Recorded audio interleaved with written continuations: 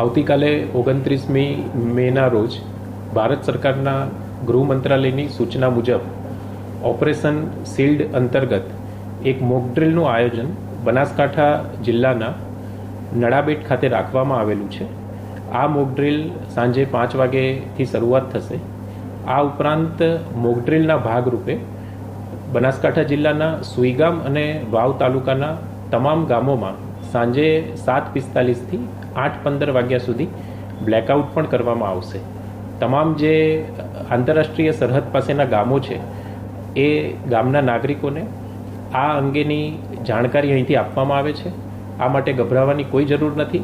આ ફક્ત એક પ્રકારની મોક ડ્રિલ છે અને સરકારશ્રીની જે સૂચના છે એ મુજબ આવતીકાલે સાંજે 5 વાગે આ મોક ડ્રિલ યોજવામાં આવશે તથા 7:45થી 8:15 વાગ્યા સુધી જે સુઈગામ અને વાવ તાલુકાના ગામો છે એમાં સાયરન વગાડી અને સંપૂર્ણ બ્લેકઆઉટ કરવામાં આવશે. ધન્યવાદ.